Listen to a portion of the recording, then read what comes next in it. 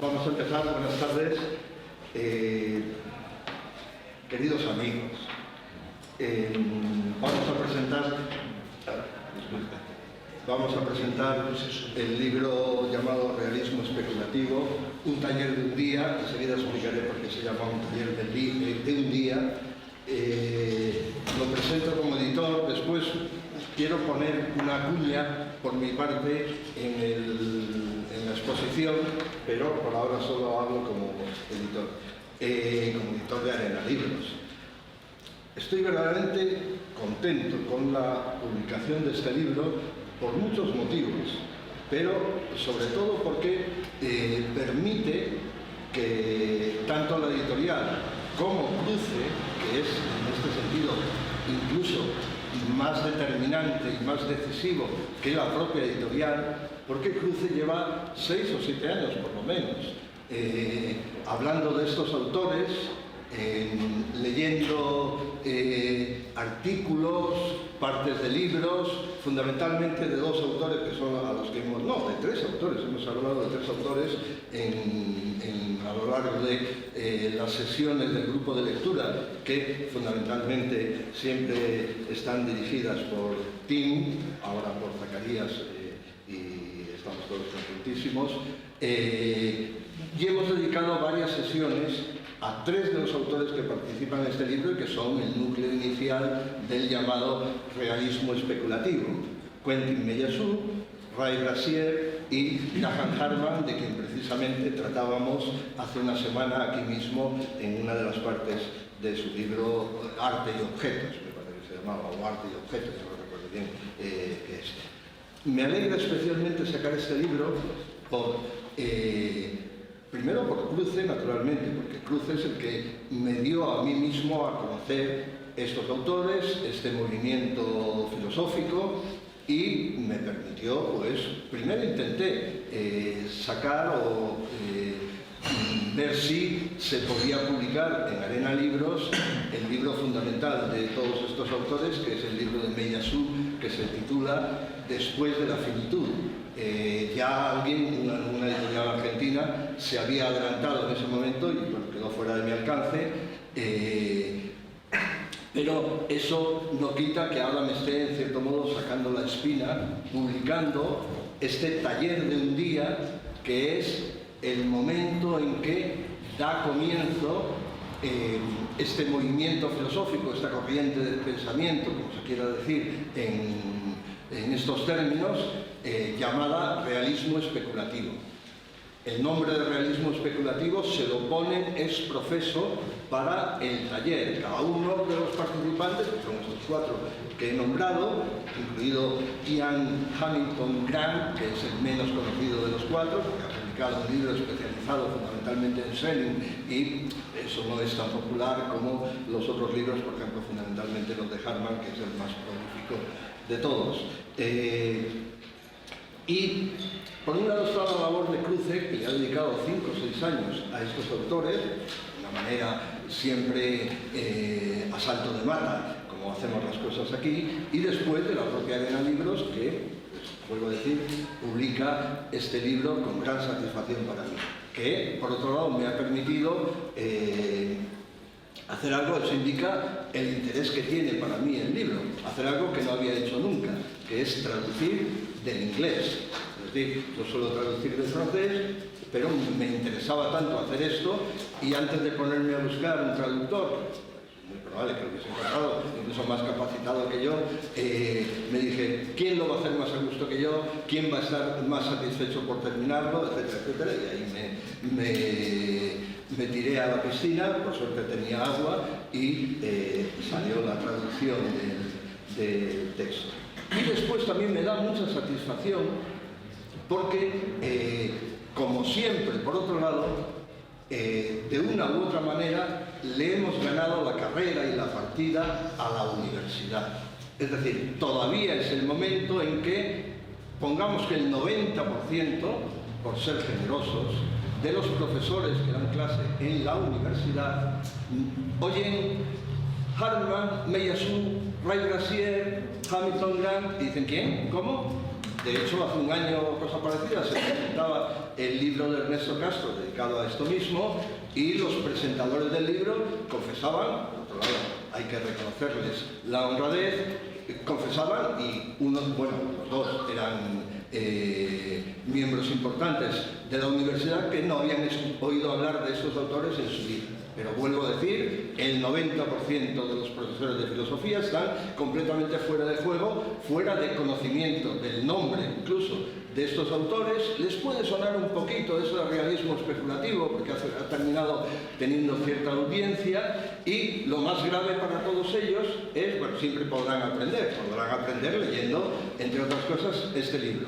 Pero lo más grave para todos ellos es que cuando empiecen a interesarse por el realismo especulativo, como sucede en gran medida en las universidades españolas, pues habrá perdido el fuelle que ha tenido y que todavía tiene este llamado realismo especulativo, que sin ninguna duda es no el movimiento de pensamiento filosófico más importante que haya habido en el comienzo, esto que son ya 21 años, del siglo XXI, sino realmente el único que tiene un perfil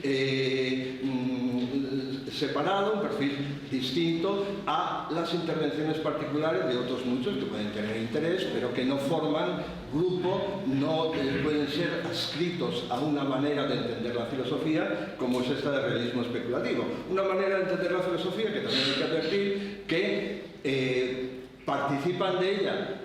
participaron de ella sus cuatro fundadores, y sin embargo ahora mismo el único que realmente se identifica con la denominación realismo especulativo es Graham Harman, mientras que todos los demás, fundamentalmente el que creó el nombre, Ray Brassier, que fue en su momento recibido con gran alborozo por todos los demás, porque tenían que hacer el taller que Ray Brassier se había propuesto justamente realizar, y no tenían un nombre para agrupar a los cuatro, y fue Ray Brassier el que dio con ese nombre que en su momento, vuelvo a decir, tuvo gran éxito, y que demuestra el haber tenido y tener gran éxito, que todavía se mantiene a pesar de que los que podrían llamarse representantes del realismo especulativo ya no se identifican con ese nombre y plantean incluso sus objeciones a todo aquello.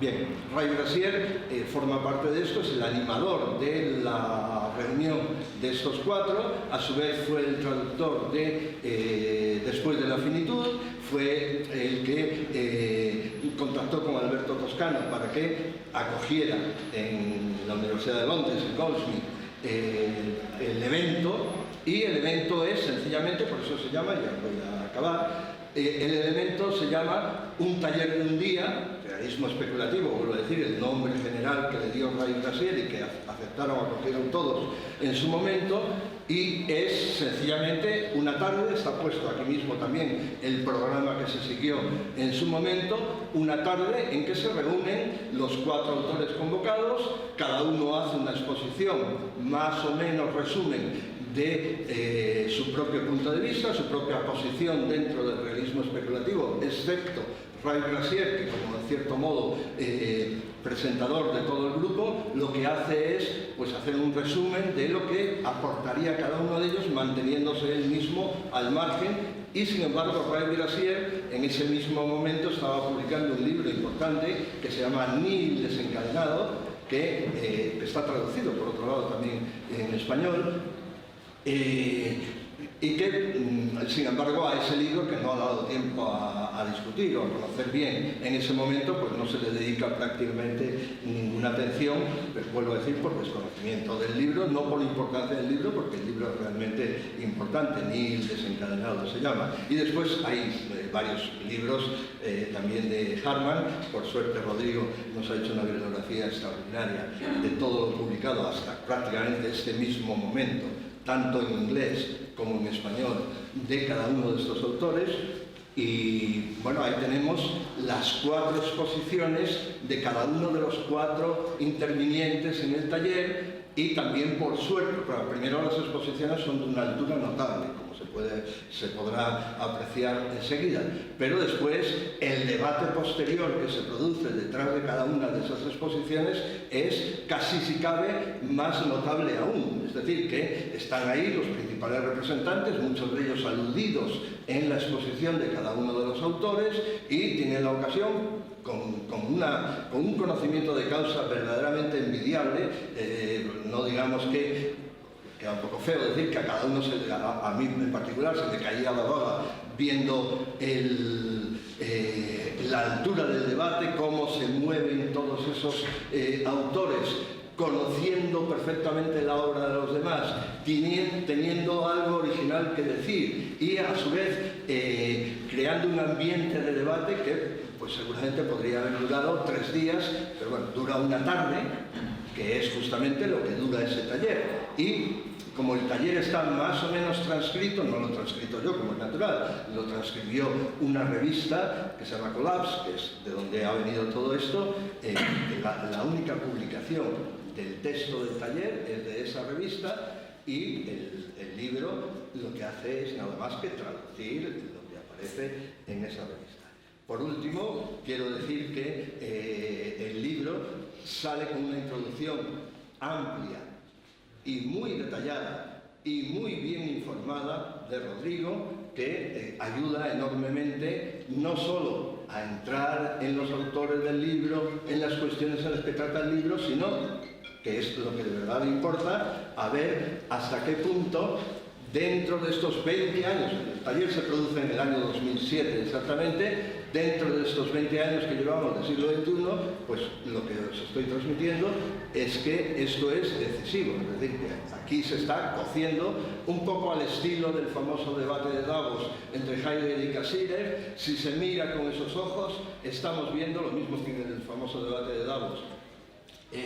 Los que intervinieron o los que estuvieron presentes se dieron cuenta que quedaba detrás, además un debate que también trataba fundamentalmente del kantismo, que quedaba detrás ya una vieja manera de entender la filosofía que representaba Cassirer, y venía algo totalmente nuevo, que era lo que representaba en ese momento Heidegger con sus 30 y pocos años, me parece que tenía en ese momento. También hay que decir que todos estos autores, que ahora tendrán por los 50 y pocos, en ese momento tenían cerca más o menos de los 40, y es, digamos que la exposición también de un pensamiento joven, conocedor de su novedad, de su originalidad y de la trascendencia de lo que están haciendo, lo cual, de nuevo, se nota en el texto. Y también quiero decir una cosa personal, y es que me alegra enormemente que, por el azar de, en gran medida ya lo he dicho desde el principio, de estar aquí en Cruce y participar en las discusiones y en los debates acerca de todos estos autores, primero, haya conocido esos autores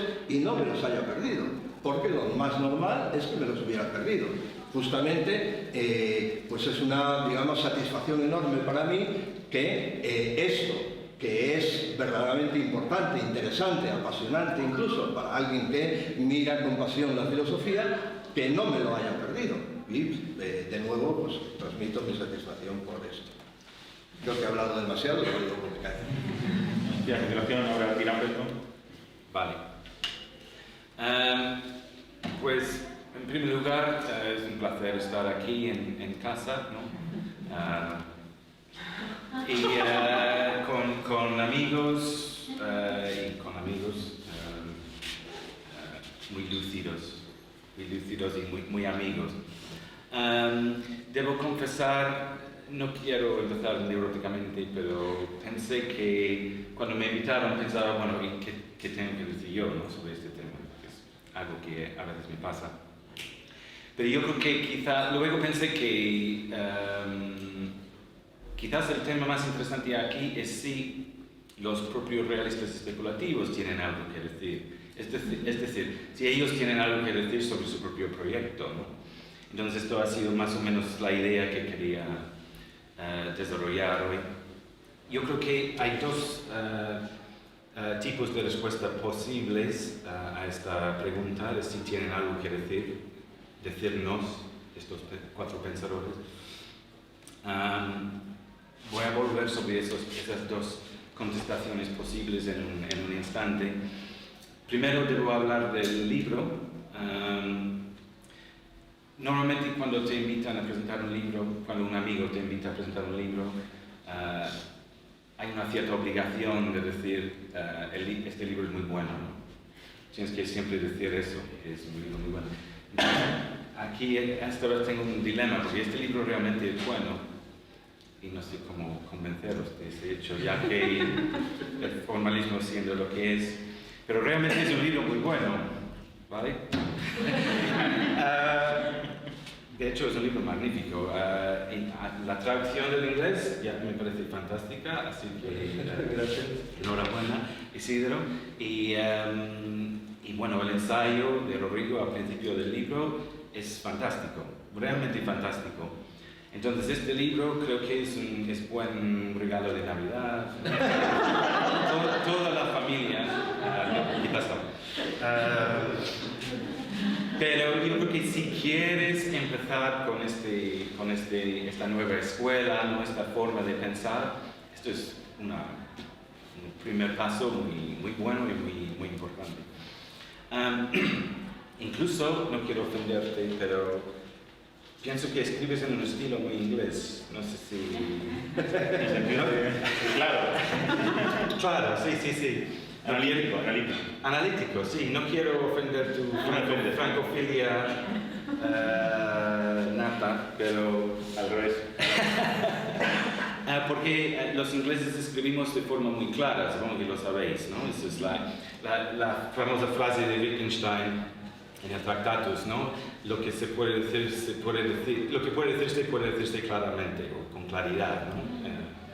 Eso es la filosofía inglesa de la escritura y especialmente cuando se trata de un tema tan complejo, ¿no? Y yo creo que hay realmente un arte en explicar de forma sencilla, clara y urgente, por decirlo así, algo tan urgente como es este tema, ¿no?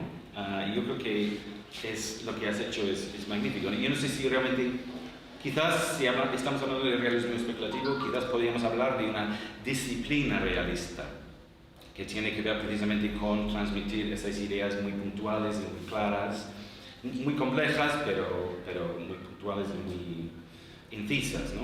Y yo creo que esto está presente en el ensayo. Las dos contestaciones posibles a la pregunta de si tienen algo que decir o no, yo creo que en primer lugar tiene en parte que ver, la primera contestación tiene que ver con si esto se considera un acontecimiento o no.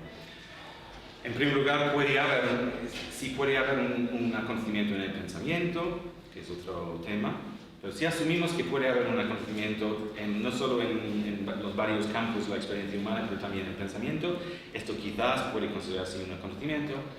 Y como sabemos, los acontecimientos no se ven de la misma manera dependiendo de cómo te posicionas con respecto a este acontecimiento, ¿no? Es como el ejemplo más famoso es el amor, ¿no? Tú te enamoras de alguien,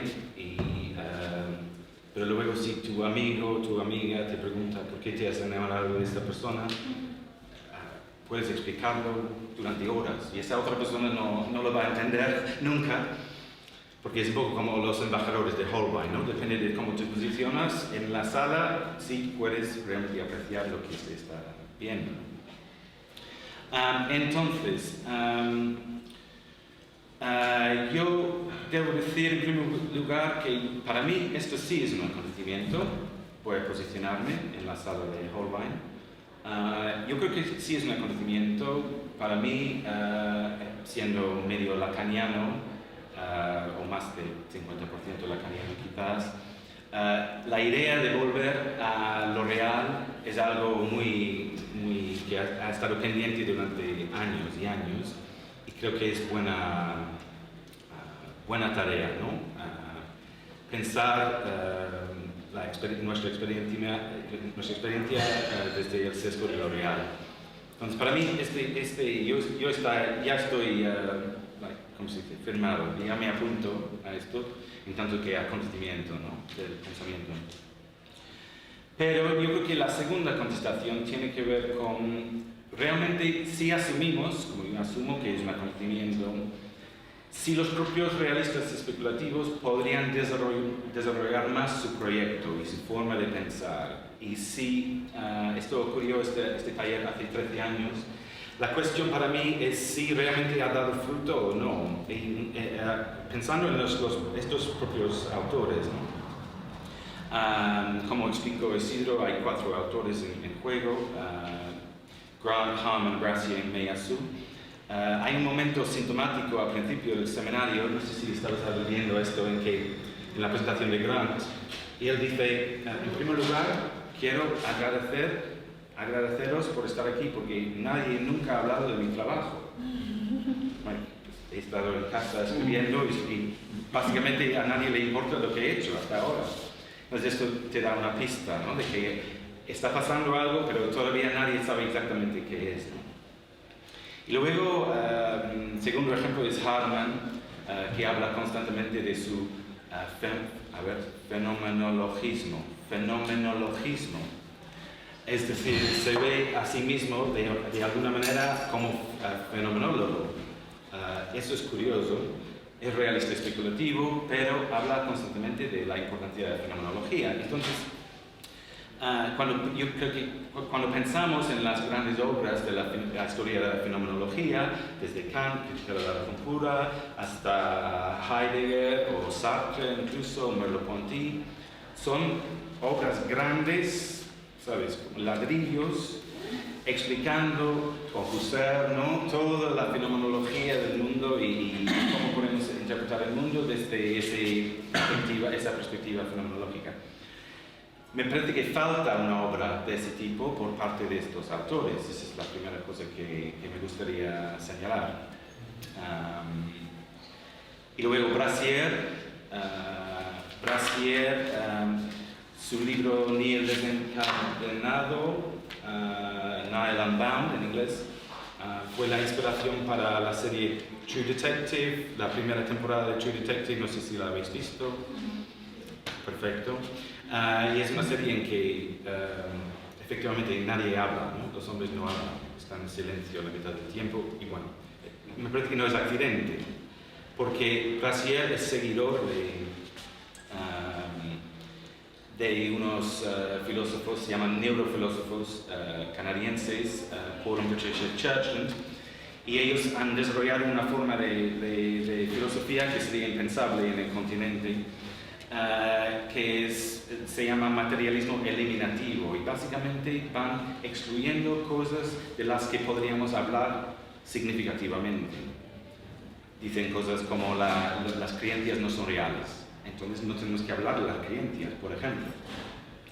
Entonces, Ray es una persona que le cuesta hablar en general. Yo creo que le he conocido un par de veces y yo creo que eso explica por qué le costaba hablarme cuando nos conocimos socialmente. Pero bueno, la cuarta persona es Meillassoux, que para mí es el gran nombre de este nuevo movimiento. Quizás podemos volver sobre ese tema luego, porque no quiero extenderme demasiado. Pero incluso Meillassoux reconoce en este libro, seguimos esperando la obra maestra de Meillassoux. Y lo reconocí aquí y fue hace 13 años. Incluso Harman lo dice, ¿cuándo vas a publicar tu sistema? Y dice en el taller, ¿no? Incluso Meillassoux dice en un momento dado, bueno, mi libro se llamaría Principio de la Factualidad, pero ese libro todavía no se ha publicado. Entonces, vale. ¿Dónde está la fenomenología de estos realismos especulativos, por decirlo así? Sí, y un paréntesis sería que para mí Meillassoux es el más rigurosamente anticorrelacionista de todos estos autores. Correlacionismo es precisamente lo que él quiere criticar, que es la idea de que de alguna manera hay una coincidencia entre mundo y nuestras conceptualizaciones del mundo, no en el sentido clásico de adecuación, sino que no podemos escapar de nuestras interpretaciones de alguna manera. Entonces, sí, en el caso de Kant, que es lo que llamas de correlacionismo débil. Sí, ella se llama así. Sí, efectivamente. Eso implica que el mundo, la neumena, desaparece. Entonces, básicamente estamos condenados a interpretar. Yo creo que el que más consistente es en contra de esta posición es Meillassoux. Entonces yo creo que eso es, le toca a él escribir la obra maestra, a ver si lo va a hacer. Y bueno, hablando también del hecho de que quizás no se ha desarrollado mucho este proyecto, yo quería terminar con un par de ejemplos que para mí me va a costar un poco hacerlo en español, explicarlo, pero bueno, para mí esto es, bueno, en primer lugar, sobre todo es un ejemplo de la música. Quiero usar el ejemplo de la música como ejemplo de cómo se podría desarrollar este proyecto. Recientemente yo tenía que escribir un capítulo de libro sobre The Smiths, el grupo The Smiths, para un libro sobre música y filosofía. Y básicamente en mi capítulo desarrollo esta idea de que The Smiths son un grupo especial y popular porque usan un truco en la música que pocos otros... Bueno, eso no sería exactamente correcto. Creo que hay una forma de hacer música, un cierto truco en la música, y a ver si lo puedo explicar. Si usas la escala clásica, mi argumento sería que ninguna pieza de música funciona, ninguna pieza de música tiene efectividad emocional para la audiencia si no incluye un cierto choque entre dos elementos. Un elemento es la tercera nota mayor de la escala y el segundo elemento es el cuarto acorde de la escala. Y esto también esto es en llave mayor. En llave menor se puede hacer en menor relativo también. Es decir, la nota sería la quinta nota de la escala y el acorde sería el submediante, si es una pieza en menor. Estoy hablando de la escala clásica, que también incluye en general la música popular, que también usa la escala clásica. Mi argumento sería que este truco de combinar esos dos elementos que son paradójicos porque no deberían en principio ir juntos, porque el cuarto acorde no va con la tercera de la escala en la escala mayor. Cualquier pieza de música que te gusta incluye ese momento, ¿right? Incorporar en un momento dado ese momento. Estuve pensando en un ejemplo, no solo de Smiths, quizás no son... bueno, tiene muchas canciones a partir de otra cosa. Pero un ejemplo muy clásico de esto es la primera Gymnopédie de Satie, que quizás es un compositor que mucha gente conoce. Seguramente conocéis la pieza. Esa pieza empieza con ese choque. Y mi argumento es que esa pieza es tan popular precisamente por eso. Hoy lo miré en Spotify y Satie tiene 3,5 millones de gente escuchándolo todos los meses. Solo hay 5 canciones y 4 de ellos son esa primera Gymnopédie y la quinta es otra, pero seguramente es porque la gente pensaba que esa otra era el primer Gymnopédie, ¿no? Bueno, eso sería especulación mía. Para mí eso es especulación importante porque podrías decir que ese choque técnico en la música te permite casi empíricamente escribir música, como si se trataba aquí de un prekantianismo, un empirismo directo. Esto es como se hace la música, pero en absoluto es así. Conociendo ese truco, no puedes escribir una pieza de música. Entonces, cada vez que empiezas a escribir una pieza musical nueva, usando la escala clásica, tienes que incorporar ese truco, pero nunca sabes cómo exactamente la vas a incorporar. Esto para mí podría ser posiblemente un ejemplo de una fenomenología, usándolo en el contexto equivocado, basándose en el realismo especulativo. Y el otro ejemplo es la política. Tenemos un real aquí entre nosotros, no sé si lo habéis visto, la mosca.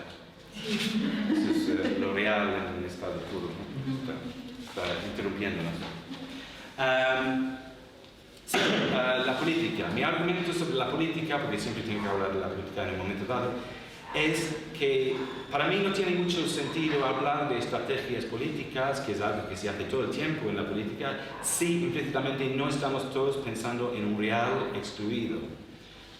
Sin ese real paradójico, contingente, necesaria, absoluta, se aniquilan los debates políticos, desde mi punto de vista. Estoy dispuesto a debatir esto con vosotros después, si queréis, pero me parece lógico, si no apuestas por un real, todos esos debates políticos básicamente no tienen sentido. Estuve pensando en... porque Rod y yo discutimos mucho sobre el Brexit. Él es anti-Brexit, yo soy pro-Brexit. Claro que soy británico, los británicos son pro-Brexit, no sé si se ha notado. De hecho, me escribiste a las 8 de la mañana hoy. El 51%. 52% es todo, básicamente, en este contexto. Bueno, sí, me escribiste esta mañana a las 8 de la mañana con un texto sobre el Brexit para molestarme, para despertarme. Fue Carlos el que lo envió. Vale, ok. Bueno, estuve pensando que básicamente ese tema del Brexit, da igual qué opinas, por eso no quiero debatirlo contigo, porque me da igual qué opinas del Brexit, porque el Brexit es algo que ha ocurrido y es contingente a su manera, pero es real. Entonces, ¿de qué sirve hasta un cierto punto debatirlo, ¿no? Bueno, y iba a citar a Amanda para terminar, pero Amanda ha ido al baño. Quizás mejor, porque Amanda me dijo el otro día que ve un cierto conservadurismo en esto, ¿no? No solo filosóficamente, sino políticamente. Y estuve pensando que hay un pensador, pensador no es la palabra, porque no piensa. Hay un escritor americano que se llama Ben Shapiro. Es de ultraderechas. ¿Le conoces, no? No es muy conocido aquí, en Estados Unidos es una estrella. Es un pensador de ultraderecha, y su último libro se llamaba A los hechos no les importan tus sentimientos, que es un eslogan de la nueva derecha en Estados Unidos, ¿no? Entonces, esa sería mi conclusión. Al Brexit no le importan tus sentimientos. Y lo real tampoco, y por eso creo que es relevante a la política. Bueno, okay. Voy a dejarlo ahí, gracias. Muy bien. Ahora, Bien, ahora manda. Bueno, yo en primer lugar, me voy a poner a ¿vale? Yo voy a leer, más o menos voy a leer porque tengo como los razonamientos como muy apretaditos y me da miedo pasarme de los 22 minutos que parece que tardo en leer esto. Entonces, en primer lugar quería agradeceros que estéis aquí en la presentación de este libro que a mí se me ha olvidado en casa, es de Realismo Especulativo, un taller de un día.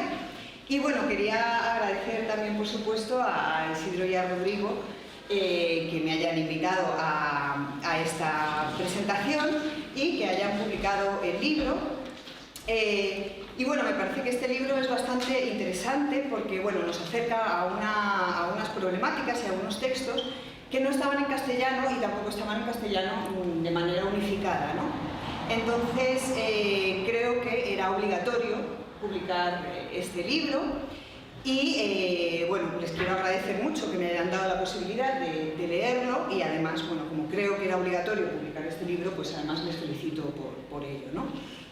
Y también agradezco a mis compañeros que me hayan brindado la posibilidad de leer el maravilloso texto prólogo de Rodrigo, que os lo aconsejo muchísimo para ver todo el mapa de la cuestión, ¿no?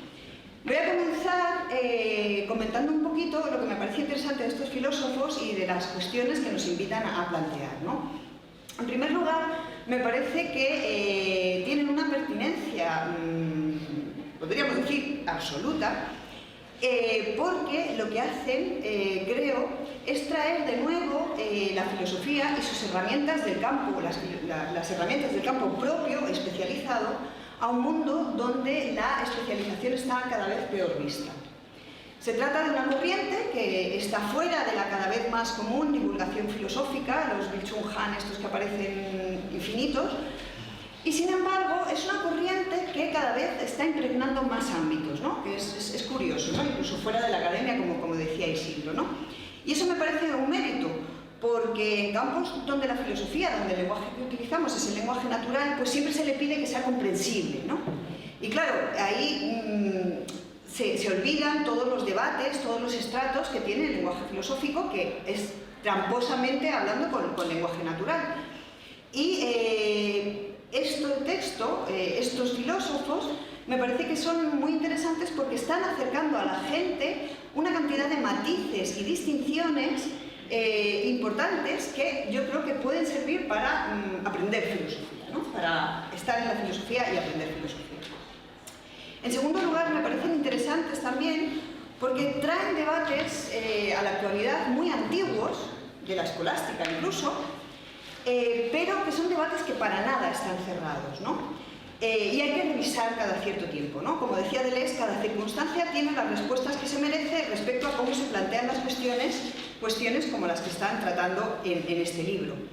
Y bueno, me alegra constatar que estos filósofos se pusieron ya desde el 2007, un poco antes, a pensar radicalmente y quizá como hacía mucho tiempo que no se veía, al menos en los cauces habituales, más quizá divulgativos de la filosofía, donde normalmente nos encontramos una suerte de refritos, ¿no?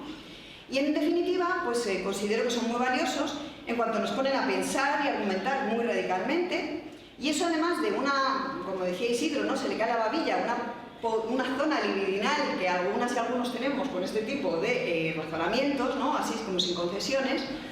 Pues además yo creo que tienen la maravillosa capacidad de intervenir en este flujo diarreico que tenemos últimamente de tener que posicionarse sin pensar y sin pararse a estudiar ni nada, al que estamos acostumbradas y acostumbrados, ¿no? Este ritmo que nos hace como esclavas y esclavos de la última noticia, que ya siempre es caduca, y además que tenemos varias al día para que nos impidan pensar, ¿no? Pensar y parar, ¿no?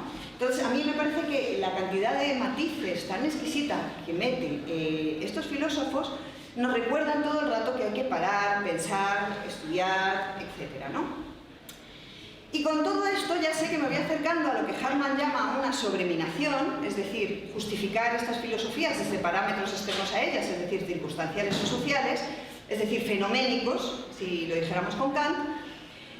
Y aunque ellos no estarían de acuerdo, pienso que quizás situarlos un poco, aunque no va a agotar sus pensamientos, sí que nos pueden acercar así a primera vista, ¿no? A cuáles podrían ser las inquietudes que ellos tienen, ¿no? Aquí quiero decir, en primer lugar, que los conozco poco, apenas los he estudiado, he leído este libro y unos cuantos textos más, y puede que lo que venga a partir de ahora pues no esté muy informado o tan informado como yo desearía, pero bueno, la voy a lanzar para que todo el mundo y mis amigos pues me vengan a comer. Sus pensamientos me parece que están en esto que ha dicho Tim, ¿no? En este retorno de lo real que ya se reivindicaba desde hace bastantes años. Creo que quizá Hal Foster era uno de los primeros, ¿no? Y creo que es un giro esencial en estos momentos, ¿no? Podríamos decir, así muy a grandes rasgos, que el siglo XVIII marca un giro hacia la voluntad que le ha salido muy cara a Europa y a la Tierra. Y, como ellos mismos denuncian también el giro lingüístico del siglo XX pues llega a puntos un poco exagerados, construyendo un constructivismo discursivo que a veces tiene muy poca valía, ¿no? Esto a nivel un poco de vulgata, porque ya sabemos que cuando nos metemos a estudiar a cualquier filósofo, filósofa, etcétera, pues realmente nunca es tan tosco todo, ¿no? Y si además estamos en una época en la que cada vez con más consenso podremos llamar que es la época del antropoceno, en la que el humano se convierte en una fuerza geológica con todos los problemas que esto acarrea, problemas ecológicos y sociales, tanto científicos como filosóficos, pues es evidente que parece que necesitamos a gritos un retorno a y de lo real, un volver a pensar fuera de lo antropológico y de sus atributos y de pensar afuera de eso antropológico y sus atributos. Por eso me parece muy pertinente porque esta vuelta es necesaria. Y si ya hay muchas filosofías que están en ello, como los nuevos materialismos, que formulan la materia de un modo menos abstracto que su tradición más difundida, también están las cuestiones de los cuerpos, las redes singulares, etc. Sin embargo, el modo de preguntar de estos filósofos es distinto y es interesante. Sin duda sería otra aportación a esta resistencia de lo real a ser engullido por lo humano, demasiado humano, ¿no? Y también, como dice Rodrigo, esta metafísica reprimida durante tantos años ahora también retorna y nos mira a la cara acuciantemente como lo real mismo. Entonces ellos, estos realistas especulativos, yo creo que intentan volver a un realismo, o quizá podríamos llamarlo objetualismo, y están volviendo a un realismo, pero no están volviendo a un materialismo, ni a un corporeísmo, ni a un relacionismo, ni a un naturalismo. Intentan plantear, para mi gusto, un realismo no ingenuo, que sin embargo devuelva cierta ingenuidad al pensar, que devuelva esa ingenuidad propia que tiene la palabra en su sentido etimológico, que es nacido libre o generoso. Por todo ello aconsejo mucho la lectura atenta de estos textos. Y también lo aconsejo por una razón que es más escandalosa para mi gusto, que es que a mí me dan como urticaria, ¿no?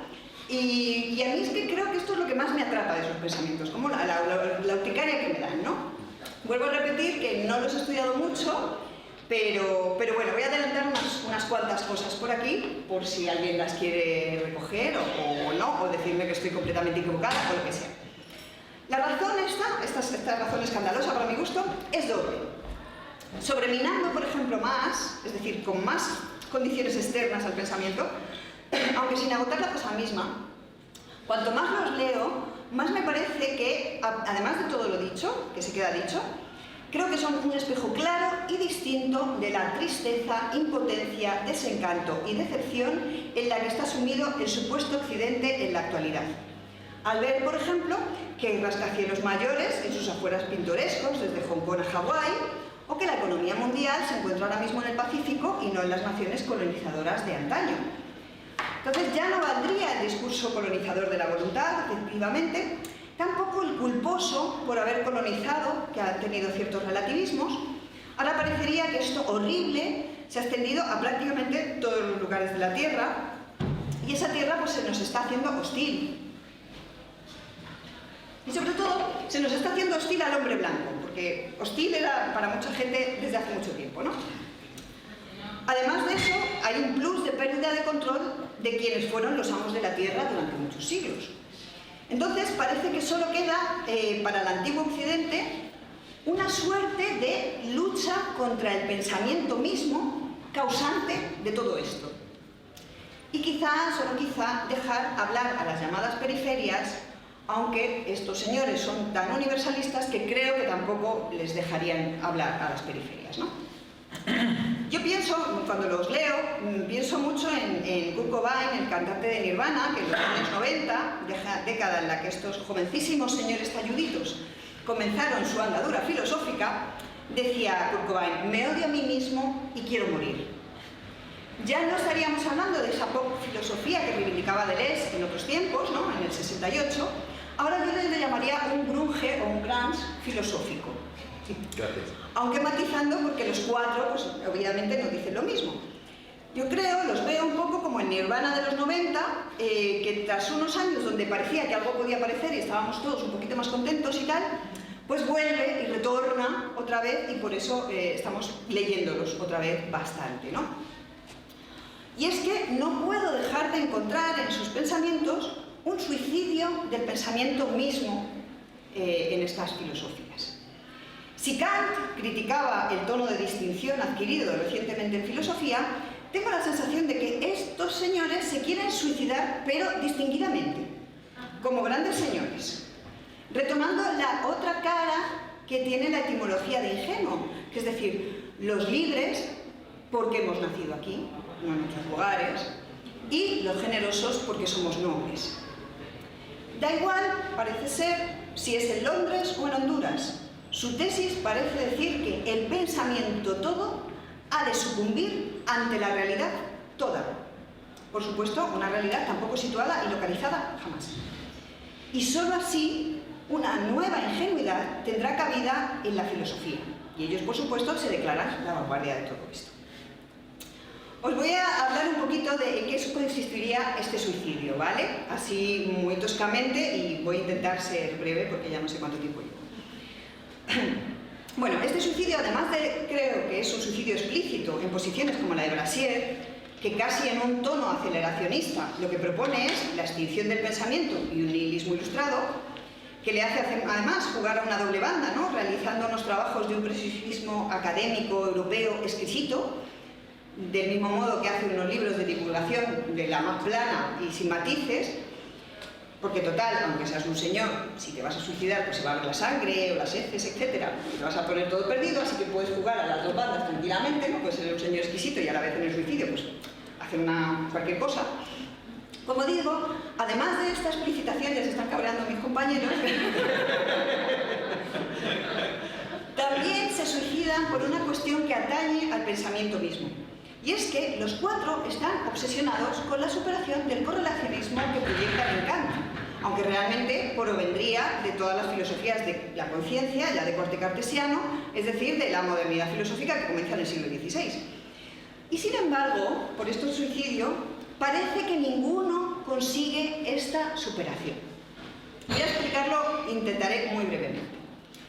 Lo que reúne pensamientos tan diversos es la misma causa, denunciar una situación y superarla. La situación, como nos ha contado Testil, es el correlacionismo, que desde Kant, y dicho muy toscamente, porque hay que leer el libro, hay que leer a Kant, etcétera, etcétera, podríamos decir que se ha puesto al sujeto en el centro del cosmos. Y ya no se plantea siquiera la vieja frase de que el hombre sea la medida de todas las cosas, sino que sin lo humano, sin la conciencia o sin el sujeto, no hay objetos. Dicho en kantiano, solo accederíamos a los fenómenos donde hay una gran aportación nuestra. Y lo numénico nos llevaría a una vía práctica de la libertad del sujeto. Es decir, sería lo mismo es pensar y ser en su formulación moderna, ya que esa mismidad de pensar y ser la está poniendo el sujeto. Aunque también decir en Kant esto es bastante problemático. Pero bueno, ellos dibujarían esta cuestión un poco así, ¿no? Entonces, para ellos, que sin humano, sin conciencia o sin sujeto no haya objeto, lo consideran un mito y un mito nefasto. De tal modo que el pensamiento filosófico, a partir del siglo XVIII, habría caído en un mito. Se me va la gente. Siento aburridos tanto. Habría caído en un mito, ahora que entrábamos en la caverna, en un mito de la caverna y ellos nos van a sacar. El problema es que, como ya decía Platón, nunca nadie salió de la caverna, o bien que si se sale, se retorna siempre a ella. Dicho de un modo muy coloquial, difícilmente se supera algo si se está obsesionado con ese algo, hasta tal punto de que no sabemos si se quiere superar o no. Sobreminando de nuevo, cuando alguien dice constantemente que ha superado a su ex, normalmente dudaremos de que lo haya hecho. Superarlo habría sido cambiar el mapa, colocar ese problema en otro espacio para salir de la aporía, de ese nudo que no nos deja respirar, y la cuestión del espacio es muy importante, yo tengo un libro sobre eso, que estoy muy contenta porque se han vendido muchos, pero ellos se obstinan melancólicamente en este punto, en superar el correlacionismo. Y vamos a ver cómo ninguno parece haber superado a su ex, es decir, al correlacionismo, o sea, a Kant. En Grant y en Harman los tomo primero porque son más fáciles, ya que Meillassoux y Brassier ya les hacen la crítica de que no han superado al ex, ¿no? Harman porque hace un movimiento especular, es decir, especulativo, de inversión de espejos. Lo que pasa es que solo pone un espejo, no como Hegel, que pone 2.000 millones. Y define al objeto como aquella sustancia, o mejor dicho, esencia que se subtrae a la mirada del sujeto, por supuesto, y también al resto de los objetos. Claro, con esta definición de que el objeto es una esencia misma que se sustrae, cae en el problema que efectivamente Meillassoux y Brassier le achacan. Esto es, que la operación de replicar el noúmeno kantiano, un noúmeno kantiano en todo objeto. Es decir, esa zona que no se puede, que se sustrae, es decir, la libertad que estaba puesto en el sujeto. Ello quiere decir que cada objeto sería, en cierto modo, un sujeto. Luego, no has terminado con el problema, sino que lo has extendido al infinito. No has superado a tu ex, toda nueva gente que conoces son tus ex. Y por otra parte, cae en un problema para mi gusto aún mayor, y es que si ser objeto es sustraerse, todo es objeto. Y caen en el problema del tercer hombre platónico, ¿no? Si hay relaciones entre objetos que se sustraen y ellas son objetos, las relaciones del pensamiento con las relaciones entre el sujeto y el objeto también serán objetos. Y que eso se dé también será un objeto. Y así hasta el infinito, ¿no? Como la idea de la idea de la idea platónica, donde Platón se metía tantas veces y decía, bueno, esto hay que arreglarlo de alguna manera, ¿no? O incluso nos entrarían en una especie de semiosis ilimitada a la que se intentaba superar, pero que se replica como una objetosis, digamos, ilimitada, ¿no? Entonces, bueno, eso es bastante problemático.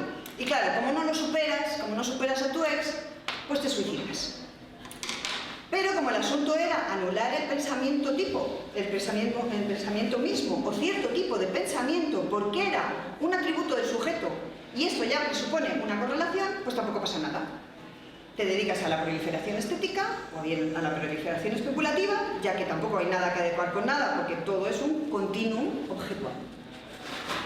Grant a mí me parece más complicado de criticar, en el sentido que retorna a la filosofía de la naturaleza del último Schelling, y que si esta no se piensa como cerrada, considero que sí que consigue cambiar un poco el mapa, porque hace surgir la conciencia de la naturaleza misma. Luego la conciencia ya no sería dueña, y como diría Spinoza, dejaría la cuestión en lo humano no es un imperio dentro de otro imperio.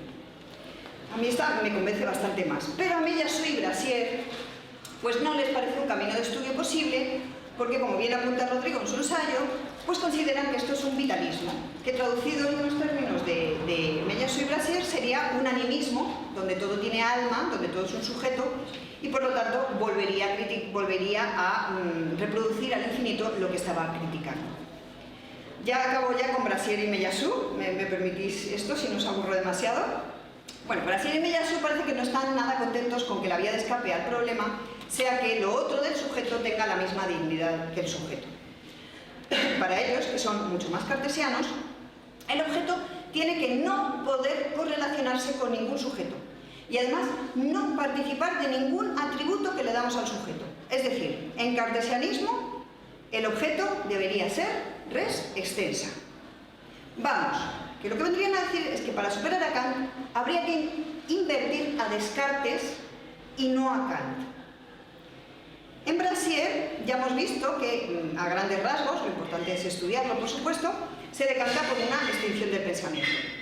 No queremos correlacionismo, es complicado salir de él, sabemos por las decisiones, es decir, por el decisionismo, que se dan saltos en el continuum de la conciencia. Luego lo mejor es que el pensamiento dé ese salto y decida autoextinguirse, ya que, según él, todo está muerto. Podríamos decir que a lo que apunta es que el pensamiento tome conciencia de que no era y decida, por fin, suicidarse. Y Meillassoux, más complicado de localizar porque es un cartesiano de orden estricto, aunque invertido, como en otro espejo, otra especulación, con un trasunto escolástico que no podemos comentar aquí, encuentra salida en dos cosas. Por un lado, en la necesidad de la contingencia, que por supuesto aniquila esta correlación o cualquier correlación, porque por mucho que se prevea o haya una razón suficiente, la contingencia absoluta pues no se puede prever. Y de ella no hay razón, ¿no? Ese es uno de los puntos. Y por otro lado, en la seguridad en las matemáticas como un pensamiento liberado del sujeto que puede pensar el objeto en múltiples vueltas de la contingencia. Es decir, el famoso dictum racionalista de que 2 más 3 es igual a 5 universal e independientemente de todo, es decir, las construcciones analíticas a partir de ideas innatas de Descartes, pero además él lo extiende a que las matemáticas podrían salir del espacio euclidiano y nos podrían incluso situar en otros mundos donde 2 más 3 no es igual a 5, es decir, hace un racionalismo extendido, ¿no? Pero aquí yo encuentro, y ya con esto voy a terminar, 3 problemas. Y repito que puedo meter la pata porque no soy especialista en el tema y no me tengo controladísimo a Meillassoux ni nada de esto. El primero es que viene el ex, viene Kant, otra vez por la espalda, y su correlacionismo, y le dice que claro, que las matemáticas, oye, pues son a priori, son el equivalente de las ideas innatas, y además no necesitan a Dios, porque si recordamos, para Descartes, para que esas matemáticas sean universales, necesitamos a Dios. Sin Dios podemos dudar de ellas, ¿no? Pues claro, Kant dice, claro, las matemáticas son a priori, y además sin necesidad de Dios, porque son construcciones en la intuición. Es decir, son las estructuras mismas del sujeto trascendental. Toma correlacionismo. De hecho, en la percepción trascendental surge ya el protosujeto trascendental kantiano, que es el enemigo de estos, que configura, además lo dice así Kant, como su correlato, relacionismo, el objeto igual a, luego por las matemáticas se le cuela el correlacionismo, pero así 28 veces, ¿no? Dice Kant en la crítica de la razón pura, es un acto de la espontaneidad de la facultad de representar. Entonces, bueno, esa salida de las matemáticas a lo objetual, pues parece ser que, si viene el ex, ya es otra cosa. El segundo problema es que sin un acceso a los objetos por parte de cualquier sujeto ni de ninguna relación, ¿cómo podríamos decir algo de los objetos? Meillassoux dice que esto no le interesa, que decir algo de los objetos no es importante. Vamos, que no se trata, de cito a Rodrigo, de escribir cómo es el ser, sino cómo es el ser de ese ser. Fin de cita. Es decir, plantea los objetos como un afuera, como un absoluto. Y sin embargo, pone demasiadas cosas en los objetos para no querer decir nada de los objetos. Desde luego pone muchísimas más cosas que Hartmann. Cito a Meillassoux. La muerte pura y simple, sin conciencia ni vida, sin ninguna subjetividad en absoluto, que está representada por el estado de materia inorgánica. Fin de cita. Es decir, lo que viene a decir es que son res extensas, solo ocupan un espacio y se pueden contar. Pero claro, aquí hay otro problema, y es que la res extensa, la muerte pura y simple, solo puede ser pensada así por unas res cogitans poniéndolo como su contrario. Es decir, volvemos a correlaciones. Y el tercer problema con el que Meillassoux es coherente hasta un punto absurdo, y quizá yo creo que aquí es donde encuentra el absoluto realmente, es que parece tan cartesiano que solo un Dios efectivamente puede venir a salvarlo. Por eso lo postula.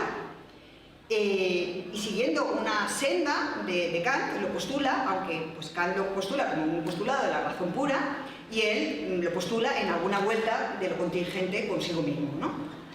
Pero claro, ¿de qué tendría que salvarlo Dios?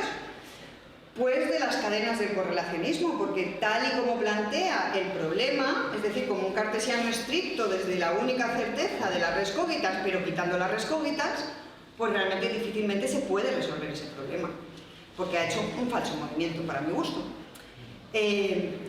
Incluso la duda de la matemática en Descartes se sacia con un Dios, por supuesto, y porque se puede sustentar en una certeza de un yo pienso. Entonces no le valdría nada, o sea, su cartesianismo invertido sería muy raro, ¿no? Pero además, según su filosofía, como no puede haber agencia de nada, que todo está muerto, pues tampoco podríamos dejar que el pensar se muriera o nos extinguiéramos. No podría haber un elemento activo para que el pensamiento se suicidara. Porque claro, lo único que actúa es la contingencia sin razón suficiente alguna. Así que él postula que puede venir un Dios, solo un giro de la contingencia podría hacer que Dios existiera y que éste pudiera ser garante de las matemáticas y que o bien aniquilara a la humano o bien resucitara todo, que todo estaría muerto. Y de un modo además no correlacionista. Y así por fin se habría liberado de su ex. Es decir, en este caso diríamos que no se suicidaría, que él necesita que venga un Dios para suicidar al conocimiento para que la especulación por fin pueda especular sin sujeto. Y ya me callo, muchas gracias por escucharme.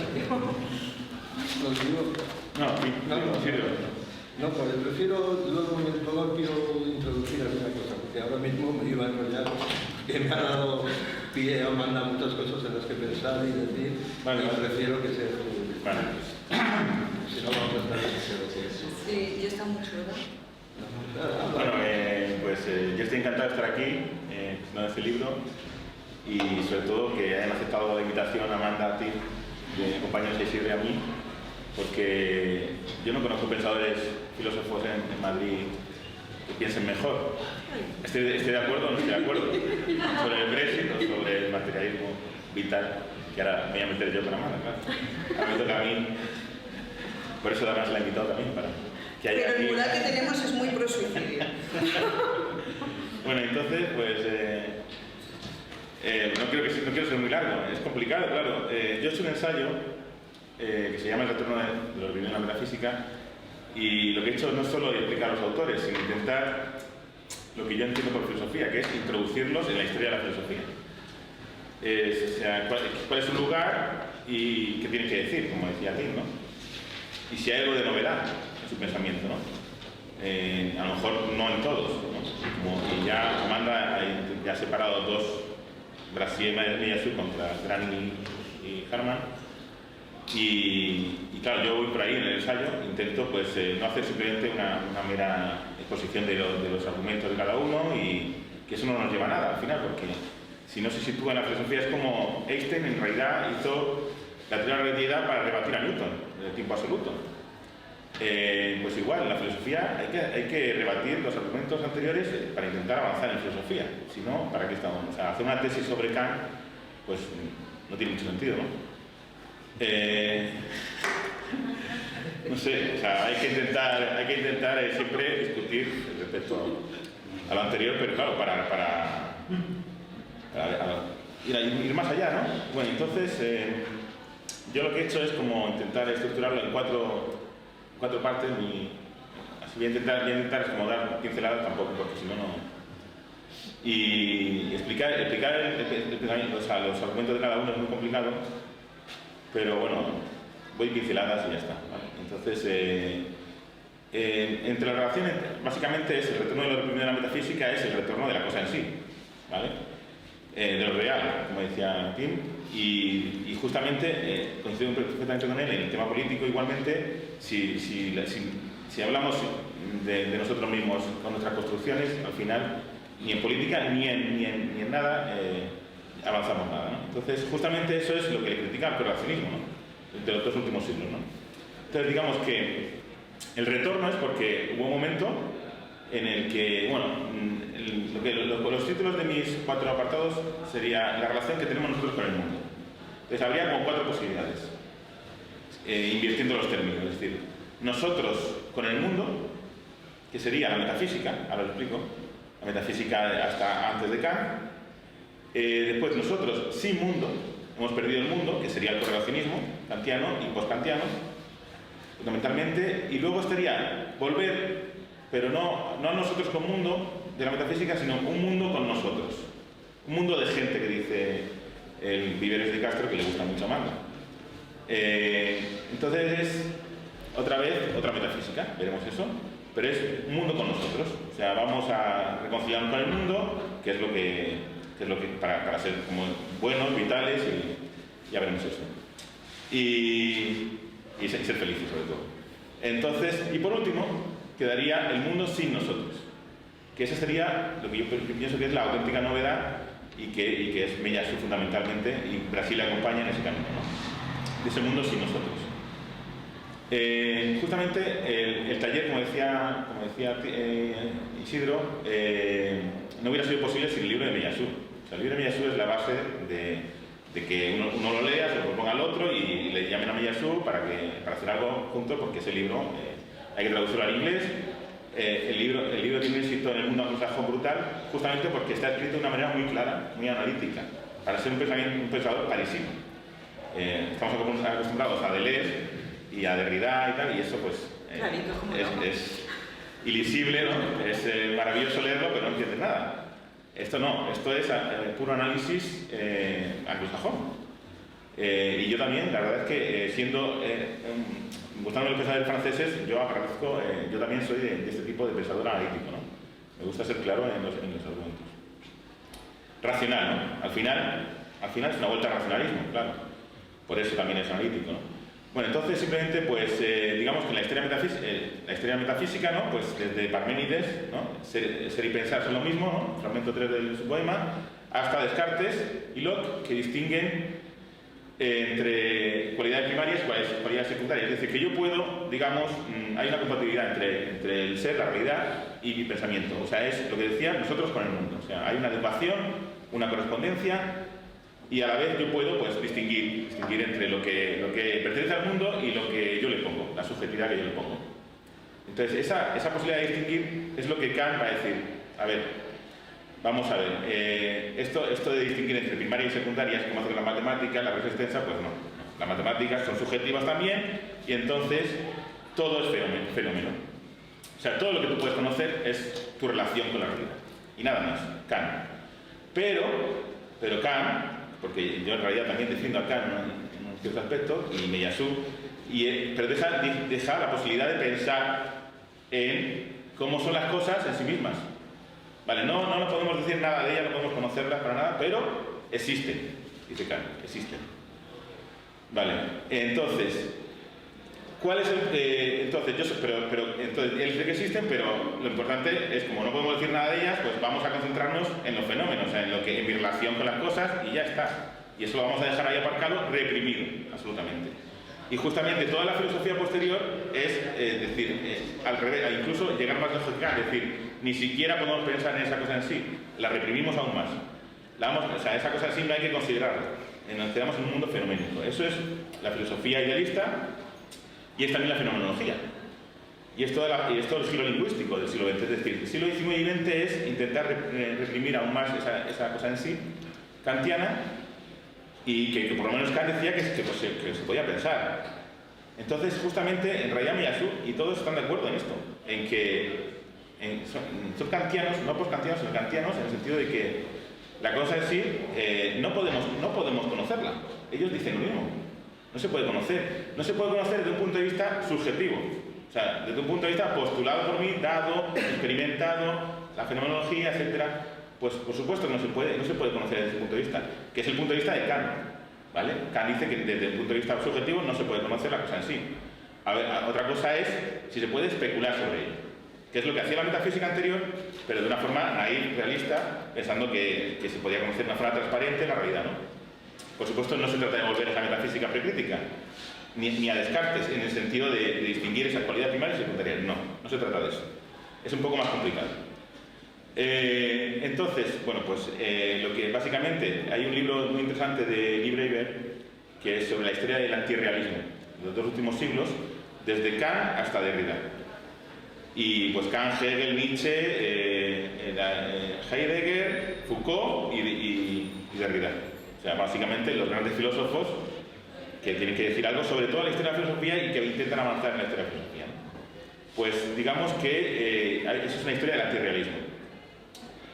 Y básicamente, pues, sin explicar todo esto, básicamente, pues, si acabamos en el giro lingüístico, bueno, en la fenomenología, por supuesto, estamos en el mundo, entonces no podemos, esa instancia ya viene de un estado en el mundo, entonces no podemos, el conocimiento teórico ya está supeditado al conocimiento, al uso práctico de las cosas, ¿no? Bueno, todo esto es Hartmann. Pero básicamente, pues, al final no hay una realidad fuera del juego del lenguaje o del saber-poder que dice Foucault, de esas epístemes, ¿no?, epocales. Y al final, ¿qué nos queda? Pues el mundo es moldeado por nosotros, ¿vale? Y ya llegamos al constructivismo social, etc., ¿no? O sea, es constituido, ¿no? Y justamente, pues dice Lee Breiber, pues en los 2 últimos siglos, cito un poco la cita que dice ahí, hemos perdido el mundo. ¿Pero de qué sirve a un filósofo adquirir conocimiento, como sería el conocimiento kantiano, a costa de perder el verdadero mundo? O sea, lo real. Entonces, justamente, esto es una historia del antirrealismo en los 2 últimos siglos. Y esa negación, esa represión de lo real, ¿no? Pues se trata justamente, claro, en realidad, pues esto ha entrado en crisis. O sea, está completamente agotado el giro lingüístico. Y además, seguimos en un antropocentrismo. O sea, el hombre, que constituye el mundo, con sus construcciones sociales, con sus juegos lingüísticos, pero que hemos llegado al desencantamiento del mundo de Weber, ¿no?, en el que todo el mundo se ha transformado en un objeto. Incluso el sujeto también se ha transformado en un objeto. Pues la razón instrumental, etc., ¿no? Pues el mundo desaparece. Nos hemos quedado sin mundo. Es lo que decíamos, ¿no?, de nosotros sin mundo. Esto es... Y en Kant ya estaba en realidad. O sea, Kant, que propone el noumeno, su forma de verlo ya lleva a toda esta negación de la cosa en sí. Porque desde esa subjetividad es imposible. Estamos todos de acuerdo, es imposible. Desde esa subjetividad es imposible. ¿Desde dónde se puede atacar el correlacionismo? Pues hay 2 salidas. Yo propongo 2 salidas y entonces es cuando, esto es Miyasu, el artífice de esta crítica a todo este nuevo acercamiento a la realidad gerontológico que ya vendría del vitalismo de Deleuziano y llegaría hasta los nuevos pensadores actuales que le gusta mucho a Amanda, como son Viveros de Castro y Bruno Latour. Fundamentalmente, que además ellos 2 ya colaboran entre ellos y vendrían de esa corriente deleuziana vitalista, ¿no? Y bueno, que podríamos retrotraerla a Whitehead, pensador británico. Y entonces, ¿cuál es la opción para atacar el antropocentrismo? Centrado en el ser humano, que constituye el mundo, un mundo perdido, o sea, solo lo que es un mundo postulado. El ser no es un ser, si no es un ser, siempre postulado por mí. Eso no nos sirve para nada, porque como dice, políticamente hablando, no nos sirve para nada, como dice Pinto. Entonces, ¿cuál es la opción? Pues, para deshacer el antropocentrismo, pues lo que Meillassoux denuncia como un antropomorfismo. Un antropomorfismo reconocido por los propios nuevos realistas, nuevos materialistas, como no sé si habéis leído alguna cita, se enorgullecen que la única forma de salir del antropocentrismo, el hombre como centro, es el antropomorfismo, es decir, llevar al hombre, diluir el hombre en toda la realidad. ¿Cómo hacemos eso? Pues en vez de hablar de la razón, de la conciencia de un ser humano, de un pensamiento solo humano, vamos a hablar de voluntad, de sensibilidad, de vida, o de una humanidad primordial que habla Viveros de Castro, que se diluye en todo. Bueno, si conocéis, no sé si conocéis la teoría de Viveros de Castro sobre el perspectivo amerindio, que es increíble, claro, porque es aprender siempre de las tribus, de los amerindios en este caso, y el mito amerindio es que en el principio no era el mundo, sino en el principio eran humanos, solo había humanos, no había mundo. Entonces justamente es la humanidad, no es que la naturaleza luego llegue la cultura, sino al revés. Primero hay cultura, humano, y la naturaleza es, o sea, los humanos, digamos que se van perdiendo partes en los animales. Y solo queda, y los humanos que quedamos ahora seríamos los que quedamos de aquella humanidad primordial. Eso tal cual, lo dice Viveros de Castro. Es un libro que tú me regalaste además. Bueno, y entonces, justamente hay que aprender de eso. Entonces, básicamente, pues los animales y todos los seres vivos tienen perspectivas, puntos de vista.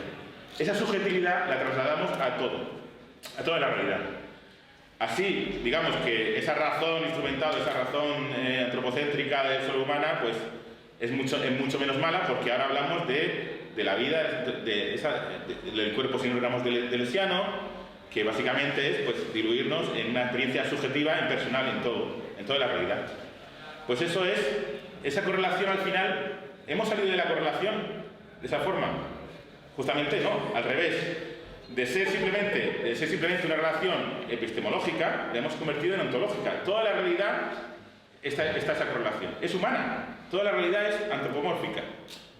O sea, si eso es salir del humanismo, claro, nos podemos contentar con eso y querer que esa unión, en realidad es una unión con la naturaleza. Podríamos evocar la filosofía oriental, en este caso. O sea, hipostasías, la voluntad, los afectos, y en esto también está en Harman y Grant. Yo denuncio que dos de ellos en realidad forman parte de este movimiento vitalista. Y como bien ha dicho Amanda, Harman convierte nuestra relación subjetiva con los objetos en una relación subjetiva entre los objetos entre sí. ¿Vale? Y si los objetos se afectan entre ellos, y eso es lo importante, estudiar cómo se afectan los objetos, y justamente en la estética es donde vemos cómo se afectan las obras de arte con el espectador, etc. Y todo se convierte en un objeto. Bien. Y Grant es deleuziano directamente. Habla a partir de Schelling, se trata de cómo él dice que el idealismo auténtico, el idealismo objetivo de Schelling no sería el subjetivo de Hegel, sino objetivo en el sentido de que la naturaleza ya comprende las ideas, produce las ideas. O sea, hay un proceso dinámico, generativo de la ideación, es decir, el pensamiento antes de estar en la conciencia humana ya está en la naturaleza. La naturaleza piensa. Esto nos lleva a un panpsiquismo. Esto lo dice Grant, no lo digo yo. Y entonces, básicamente lo que hay es, ¿qué hay? Al final el ser humano, en vez de ese ser malvado, occidental, antropocéntrico, pues se diluye en la naturaleza. ¿Y qué hay? Una diferencia entre la naturaleza y yo, ¿qué hay? Una diferencia de grado, ¿vale? De intensidad. Pero no hay una verdadera diferencia ontológica, que es lo que justamente nos lleva a esa acepción humana con la que hay que acabar. Bien, pues esto nos lleva simplemente, ¿a qué nos lleva esto? A un consuelo, que decía aquí, ¿no? Una ilusión de ver en toda la realidad rasgos subjetivos. muy bonito. Pero, claro, pues a lo mejor no tenemos que tener ilusiones. A lo mejor la filosofía nos tiene que despertar de la ilusión y de estos consuelos.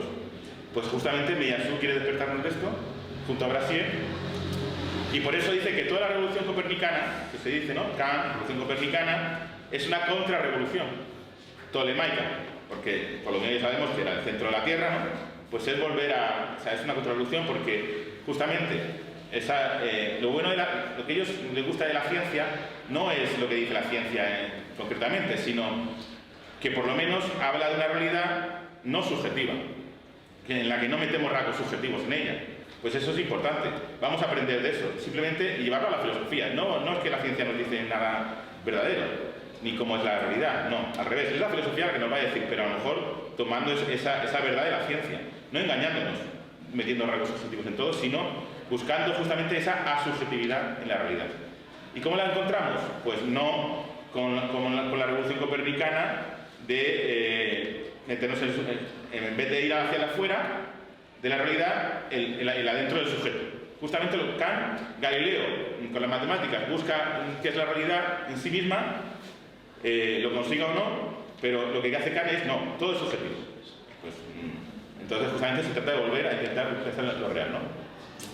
Entonces, pero está claro que no podemos acceder desde una postulación, ¿vale? Esto es lo más complicado, ¿no? Esto de la especulación. ¿Cómo es posible esto de la especulación? Pues, por ejemplo, claro, Miyasu se centra en el pensamiento de la muerte. ¿Se puede pensar la muerte? La muerte es representable, dada, experimentada. ¿Yo puedo experimentar la muerte? No. La muerte no se puede experimentar. O sea, para experimentarla tendría que estar vivo. Entonces, la muerte, el pensamiento sobre la muerte, la posibilidad de la muerte, es un pensamiento correlacionado. Si yo consigo pensar, pero yo puedo pensar una cosa, que es el paso de la vida a la muerte, o de la muerte a la vida, pues ese paso ya es independiente de mi subjetividad. Saber lo que es estar muerto es imposible, porque depende de mi subjetividad. Pero ese paso de uno a otro, eso sí que no es dependiente de la correlación. Y él, claro, lo que dice es que si es independiente de mi existencia, entonces es independiente de mi conocimiento. Y por eso no es subjetivo. Esta es la relación que hace él. Y entonces, esa correlación que la hemos llevado a todo en el vitalismo, al llevarla a todo, lo que hacemos es un absoluto. No podemos salir de la correlación porque está en toda la realidad. Entonces eso es un absoluto, otra vez. Es otra metafísica subjetivista que dice Jesús. Pues ahora lo que vamos a hacer es, esa correlación en realidad no tiene ningún fundamento, porque justamente el paso al no ser no solo acaba con nosotros, sino que acaba con la correlación. En el momento que no hay pensamiento en nadie para pensar el mundo sin pensamiento, eso no es correlativo. ¿De acuerdo? Y por eso habla de los momentos en los que no hay humanidad al principio y los momentos en que se habrá acabado la humanidad y el mundo seguirá sin nosotros. Justamente la correlación ahí es imposible, la correlación kantiana, ¿no? Pues justamente se trata de especular sobre eso, y eso es especulación.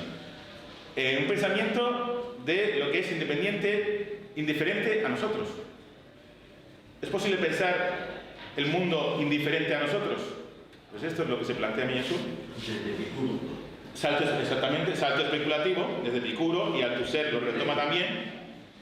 Y entonces, si la correlación no tiene fundamento, porque justamente puede desaparecer, es contingente, eso es una falta, esa falta de fundamento de esa correlación es porque nuestro conocimiento tiene límites, como diría Kant. Pues no. Es que la realidad misma es contingente. O sea, esa falta de fundamento no es de mi conocimiento, sino de la propia realidad. Todo en la realidad tiene esa característica, esa contingencia. Y si todo es contingente, la necesidad no es de la correlación, sino de la contingencia. Entonces, llegamos a ese punto más allá de la finitud. Porque justamente el pensamiento de la finitud es que no puedo conocer el fundamento de la correlación. No, es que justamente no hace falta, no es que tú no la conozcas, sino que está en toda la realidad. O sea, lo que hacemos es un salto especulativo y lo convertimos en ontológico otra vez, pero no la correlación, sino la contingencia. Esto es un poco complicado, es más complicado de entender. La necesidad de la contingencia, ¿no? De todo. Y claro, si todo es contingente, pues entonces esa contingencia está claro que no depende de nosotros. Eso es evidente, ¿no? No tiene rasgos subjetivos la contingencia. Puede ocurrir cualquier cosa. Y por eso él habla del hipercaos.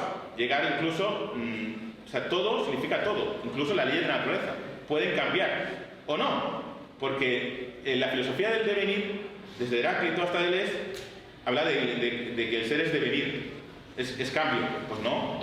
La contingencia es que puede cambiar o no.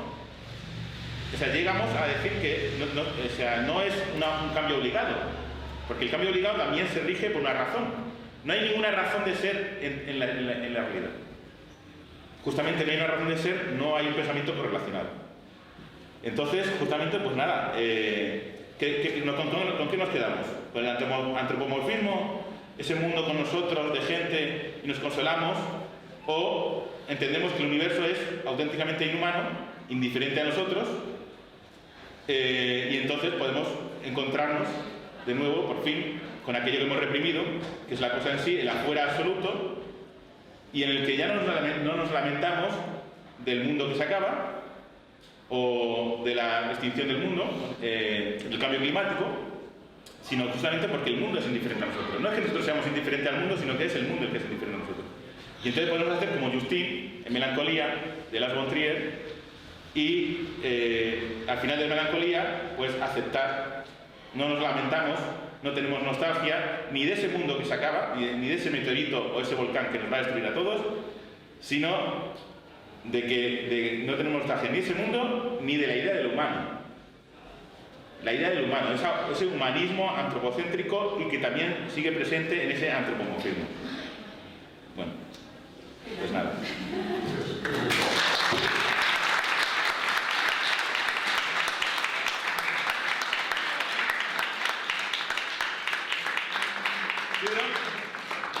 Adelante, Isidro. No, porque no quiero ser yo el que tenga la última palabra, intervendré si me parece. Abrimos el turno de... Entonces, el cuadro... Y Tina hace de moderador. Apúntate. Vale. Iba a decir que el cuadro de Holbein está aquí enfrente y estáis los dos en posiciones distintas con respecto a este. Para uno es un conocimiento en el pensamiento, para el otro no. Pero bueno, esto está claro. Es muy fantástico. Pepe. Sí, yo no sé si se me entiende bien con el bozal sí, me lo pido para hablar. Claro, yo creo que tiene que haber una diferencia, muy brevemente, entre hablar de la nada y hablar de nada. Yo no tengo claro todavía, aunque leí el libro de Mediasur en su momento y voy leyendo todo lo que nos vais mandando de esta corriente filosófica, si ellos hablan de la nada o hablan de nada. Un ejemplo, ¿cómo se puede tomar a la muerte como el absoluto objetivo que está al margen de las interpretaciones humanas? Entonces aquí solamente quiero contar una observación de un amigo nuestro que ya no está, Quintín Racionero, que nos contaba lo siguiente. Dice: en Estados Unidos los médicos consideran muerto a un paciente cuando su encefalograma es plano. Sin embargo, en Japón los médicos consideran muerto a un paciente cuando su electrocardiograma es plano. En un caso se tiene que haber parado el cerebro y en el otro caso se tiene que haber parado también el corazón. Lo que significa que habrá muchas veces mucha gente que esté muerto según el criterio norteamericano, pero vivo según el criterio japonés. Ni siquiera la muerte queda al margen de la interpretación humana. En todo caso, no sabemos lo que es estar muerto. Claro. No sabemos nada de la cosa en sí, pero eso es claro. Es que yo creo que no sale de eso. Sí, Luis. Sí, quiero hacer de abogado del diablo porque me declaro un fan absolutamente decidido del realismo. Pero como estos tres, abogado del diablo, no, en contra de mí. Digamos que no he querido leer a Mediasur porque hay pensadores que impregnan demasiado, que tiñen ya no hacen más que repetir. Entonces, educado en la semiótica, he acabado de toda esa escolástica de Derrida, etc. He acabado, francamente, hardcore, ¿no? Entonces, este pensamiento se sale de la provincia hexagonal. Por fin hay un pensamiento, primero que es cosmopolita, que habla idiomas, cosa muy importante. Porque este Harman, es que es verdad, es que hay tres cosas simplemente que quiero destacar de un pensamiento irreverente. Nada de lectura de paradigmas, o sea, dejémonos de pensar siempre en los marcos mentales de las rebeliones perfectamente anestesiadas. Y esta gente piensa a partir de la prehistoria del tiempo del poder. Lo recuerdo haberlo leído en el 86. Esta gente no es tan blanca y Heisenberg. Esta gente está en la física cuántica de Higgs. Esta gente está en la lógica de Frege, que se lo saltaron estos semióticos porque la ignorancia de Hegeliano y de Luciano, de el maestro de física e incluso de Russell, es Frege. Y esta gente, por último, se atreve a pensar el ser sin establecer ya puentes de antemano preconcebidos, sin situar el código lingüístico, sin construir el léxico lacaniano. Vamos a acercarnos a la realidad, pero primero, por favor, el léxico, pasando por la escolástica. Entonces, yo no les digo mucho porque no quiero contaminarme, porque a mí me parece inspirado. Lo que no quiero es reinterpretarlo, porque esta filosofía inaugura modos de la realidad diferentes. Y estamos muy hartos de los modos de representación. Kant, vamos, Ortega, Ortega lo situó bastante bien, por favor. Entonces, estábamos en los modos de significación, retorciendo la hermenéutica, hablando del ensayo del ensayo. Y era necesario no una lectura paradigmática, era necesario un gozoso corte de mangas de la inercia y del tedio que producía el pensamiento francés desde hace 30 años. Los que hemos sido educados en ese pensamiento, quiero decir, que he tenido que soportar los juegos de mirada, de les, face a face. Entonces hablamos con mucha más libertad. Esto ha sido una liberación. Pensamiento emancipatorio por encima. Perfecto, gracias. Y te deja pensar. Me ha gustado mucho las presentaciones, pero sobre todo me encantaba de la banda. Y le voy a pedir que pases el texto. Solo voy a decir que me parece llamativo lo de Doña Su porque está negando la entropía, eso es muy distinto. Y que va a notar que la cuántica deja claro que las cosas existen cuando son percibidas. Y lo que es totalmente lo contrario que está diciendo él. O sea, si alguno logra escribir un gran tratado, yo todas mis apuestas pondrán. Bueno, interesante. Gracias. Sí. Sí, yo quería decir primero cuánto estoy de acuerdo con lo que dice Luis. Realmente una de las cosas notables de este movimiento es el haber sido capaces de darle, entre comillas, una bofetada al pensamiento hermenéutico o, digamos en términos generales, a la posmodernidad, además claramente afrancesada y representada no tanto por los primeros representantes, sino por todos los que han venido detrás, que han convertido el pensamiento de Foucault, de Deleuze, de Derrida, en un catecismo que se repite cansinamente en todas partes, empezando fundamentalmente por las aulas de filosofía. Muy de acuerdo, muy de acuerdo. Digamos que además has pronunciado la palabra que puedes salutar inmediatamente a partir de la lectura de casi cada una de las frases de estos autores. Liberación. nos liberamos de esa especie de mirada, por otro lado, vuelvo a decir, es un momento muy importante, pero que ahora mismo, en lugar de favorecer al pensamiento, lo hace, digamos, quedar ahí como un poco pudriéndose en palabras que no dicen nada y sobre todo que no piensan nada nuevo. Realmente, estos pensadores, me parece a mí, que tienen la facultad de llevar a cabo el programa de Deleuze manifiesto hace un montón de años, pensar de otro modo. Y ese pensamiento de otro modo se manifiesta de muchas maneras. Yo voy a citar una en particular, que es la que me parece que especialmente hace que esto no se pueda parecer a nada o a prácticamente nada de lo que se ha hecho hasta este momento en medios de pensamiento. En primer lugar, si se trata de pensar de otro modo, provocativamente para lo que está pasando ahora mismo en nuestro mundo de pensamiento, es que estos pensadores salen fuera, y además desde el primer momento, y no engañan a nadie, de lo que podría llamar una perspectiva historicista. No se colocan en la historia de la filosofía diciendo la historia de la filosofía ha estado equivocada hasta este momento y vamos ahora a enderezarla por el camino bueno.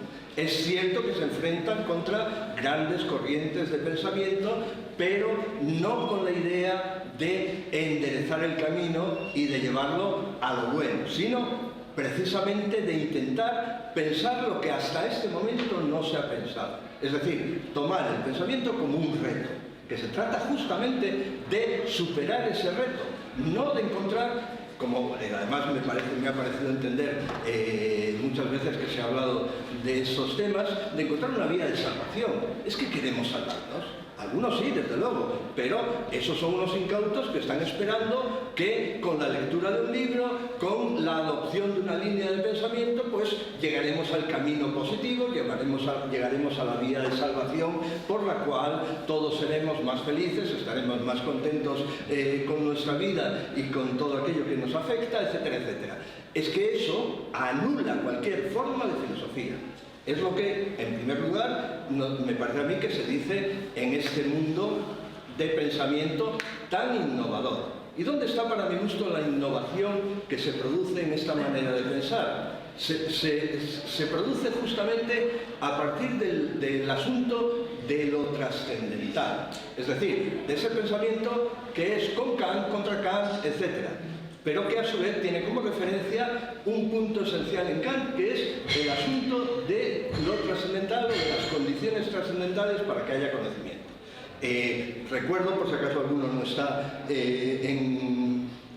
digamos en el vocabulario filosófico, que trascendental lo define Kant de una forma muy clara, bien conocida por todos los que estudian filosofía. Decía Kant antiguamente: llamo trascendental al conocimiento que tenemos, no tanto de objetos, ahí es donde está el punto que nos interesa ahora verlo, por eso es por lo que Kant está del lado del sujeto, no tanto de objetos, conocimiento, no tanto de objetos, como de nuestra manera de conocerlos. Y añadía, en cuanto esto ha de ser posible a priori. El que sea a priori es justamente que sea válido para todos en cualquier momento, etcétera, etcétera, que sea universal y necesario. Ahí, en este caso, los realistas especulativos no están contra Kant.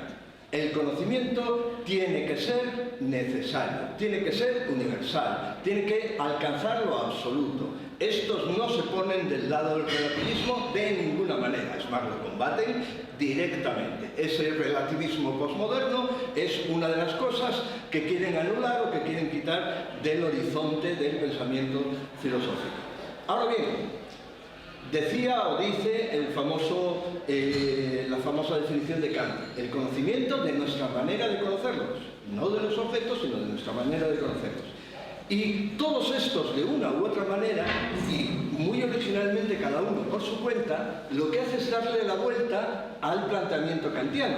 Es decir, ya no se trata de conocer la forma de conocer, ya no se trata de unir lo trascendental a los esquemas por los cuales el sujeto se acerca a las cosas, sino al revés, cambiar el orden y pensar que hay una realidad trascendental. Vuelvo a decir que aquí es donde se trata de pensar de otro modo. no de decir que eso sí que me hincha las narices, que estos no saben nada de Kant, que Kant los tiene ya cogidos por las orejas rápidamente, etcétera, etcétera, y que por tanto pues vamos otra vez a Kant, que es el que tiene razón. Entonces, no se trata de esto, se trata de pensar de otro modo, y de pensar que si primero son los objetos, habrá que aplicar el asunto de lo trascendental a los objetos. Es decir, los objetos tendrán unas condiciones trascendentales propias suyas, que son las que nos dan a nosotros, los humanos que conocemos, nuestro ser, nuestra relación, digamos, con los objetos. Entonces, cambiar radicalmente la realidad de lo trascendental, vamos, a mí me parece que eso va por ahí. Sí, pero estás haciendo como, o sea, él ha contado a Miyasu, tú estás contando a Grant, es que Grant es el más interesante. No, bueno, no, yo estoy contando a todos, porque precisamente en el momento en que ha hablado Harman, que ha hablado justamente en gran medida de estas cosas también, porque el fenómeno, esa fenomenología que tú pedías, está claro que falta, pero hay que leerla más kantianamente que husserlianamente o fenomenológicamente, etcétera, porque se trata de que el noúmeno ya es un fenómeno cualquiera. No, como no estamos los primeros, como no somos primeros, entonces ya no hay capacidad para distinguir entre noúmeno y fenómeno. Las cosas quedan reducidas objetivamente a fenómenos, no hay noúmeno. Entonces la fenomenología será justamente la teoría de las cosas. No otra cosa, no puede ser otra cosa, que es justamente lo que me parece que dice Harman. Pero es que después de hablar Harman, en Miyasu, que se siente muy implicado por lo que acaba de decir Harman, le dice, es que los dos pensamos lo mismo. Entonces ya está anulando, lo estoy diciendo él personalmente, ahora no lo voy a encontrar, pero lo está diciendo directamente en el momento en que ha cerrado la boca Harman, y Miyasu, que necesita defender la originalidad de su pensamiento, que es verdaderamente original, no va a decir yo me pongo detrás de ti. En realidad Harman, en cierto modo, sí que le dice a Miyasu, me voy a poner detrás de ti si eres capaz de escribir tu libro de 700 páginas, me voy a pasar un montón de noches leyéndolo y voy a aprender muchísimo, excepto que Miyasu no lo llegue a escribir, desgraciadamente para él. Pero vuelvo a decir, el asunto es, igual no se puede pensar lo que yo estoy diciendo que se debe pensar, o lo que a mí me parece que los realistas especulativos dicen que hay que plantearse pensar, pero simplemente por haberse propuesto ese reto, por haberse tirado unos cuantos años como van, y todavía los que quedan, dándole vueltas a este asunto, ya merece la pena reconocer la inventiva filosófica que hay detrás de esa propuesta. Y lo que no se puede hacer... Ah, exactamente. ¿Qué página es? 155. Bien. Ah, mira, sí, tenía que buscar. Bueno, dice Miyasu en un momento dado, acaba de hablar Harman, dice, me gustaría decirle a Graham que no puede haber ninguna contradicción entre nuestras posiciones y trataré de mostrar por qué. Intento elaborar un principio, el principio básico para Miyasu, el principio de factualidad que dice que solo es necesaria la contingencia. Naturalmente él no lo va a desarrollar ni en ese momento ni nunca. O sea, es decir, que va a seguir haciendo lo suyo, lo mío, que no se diferencia.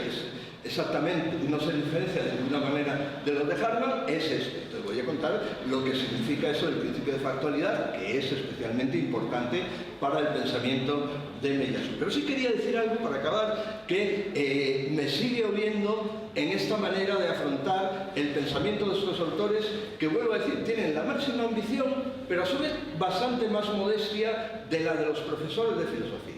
Los profesores de filosofía tienen el mal del tribunal de las oposiciones o del tribunal de los exámenes, que se trata de enfrentarse con aquello que se le cuenta y habla de Kant. No, quien va a saber de Kant soy yo, el que está en el tribunal, el que está en una mesa como esta. Y entonces dice, no sabes esto, has olvidado lo otro, no tienes en cuenta esta otra cosa, suspenso o aprobado por los pelos, o vete a estudiar un poco más el asunto del que estás hablando. ¿Se puede seguir pensando así? No. No es más, así se va a seguir pensando, sobre todo mientras siga habiendo profesores de filosofía. Pero a la vez se puede seguir pensando, o sea, se puede seguir llevando a cabo esa actividad a la que se llama pensamiento así. No. Así, sencillamente, lo que se va es reproduciendo un esquema que, por suerte, puede en algún momento algunos saber transmitirlo mejor que otros y educar a aquellos que le escuchan y que lo aprendan y que lo dominen y que puedan llegar a pensar creativamente a partir de aquello que han aprendido bien, cosa que es ya muy de agradecer en ese caso. Y vuelvo a decir, es que no cabe la posibilidad de la descalificación de aquel que quiere pensar de esa manera, porque fundamentalmente entonces es el que se está descalificando eres tú. O sea, que no hay manera de que puedas aspirar ni siquiera a degustar, ya no a crear algo nuevo, porque los que estamos aquí no somos pensadores creativos, no somos creadores de pensamiento. Pero hombre, por lo menos que nos quede la posibilidad de que nos guste, de que disfrutemos con su lectura, de que veamos qué se está haciendo nuevo. Los ejemplos en las artes todavía han sido más claros que en filosofía. El artista, muchos artistas renovadores, creadores, etcétera, etcétera, fundamentalmente cuando están empezando, son el objeto del máximo desprecio por parte de sus contemporáneos. ¿Qué pasa? No son capaces de verlos. ¿Qué pasa? Que no son capaces de entender dónde se está renovando aquello que pasado un poco tiempo, no mucho más tiempo, tenemos como modelo, canon, etcétera, etcétera. Y a mí me parece que con esto pasa exactamente lo mismo. Y en el mundo español, que no tenemos, digamos, la conciencia, la sensibilidad para llegar a este modo de pensar, en realidad, desgraciadamente, ninguno, porque hasta Harman cita a Zubiri, cuando entre los profesores españoles yo creo que habrá uno entre 5.000 que vayan a fijarse en Zubiri. Y mira tú, Harman dice que uno de los pensadores que más, está dicho en este libro, que más le han influido es precisamente Zubiri. ¿Ha leído algún español, profesor de filosofía, se entiende? Ya no exijo a otros. ¿A Zubiri? Ninguno. Nacho. Yo creo que unos cuantos, sí, sí. Es muy breve. Yo conecto, has tocado el mundo del arte, ¿no? Estamos en un sitio que se ha creado para cruzar el mundo del pensamiento y del arte, ¿no? El cruce, ¿no? Yo simplemente digo que hay una expectación por parte del mundo del arte contemporáneo en ver qué influencia tiene todo este pensamiento del arte contemporáneo. Que hay una verdadera expectación, ¿no? Hay expectación en abandonar todo ese relacionismo, es decir, del que habla Harman, ¿no? Que dice aceptar, justificarnos en la medida que la relacionamos históricamente, psicoanalíticamente, lo que quieras, ¿no? Agarra todos los medios, ¿no? Y eso es lo que pretende, evidentemente, cuestionar el mundo del arte. Entonces, simplemente yo lanzo ahí esa expectación, ¿no? Esa expectación de la influencia del realismo especulativo en el mundo de la realidad. Quiero ver qué pasa. Creo que Incluso, eso es muy interesante. segundo, una mínima observación, incluso por la opción que toman. Ellos prefieren fundamentalmente la arquitectura, fundamentalmente Harman, a la arquitectura a cualquiera de las artes plásticas. Y ya solo esa elección, digamos que abre otra manera. Yo no voy a decir que sea la buena o la mala, a mí me gusta más la pintura que la Pero arquitectura. Harman entra mucho en la cultura. ¿Cuál? Harman, que entra mucho en la cultura. Pero parece que la arquitectura le gana el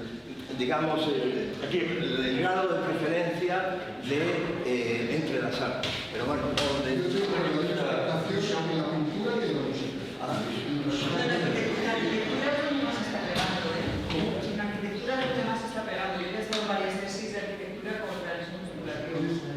Un inciso, vamos a poner un vino ahora y cerveza.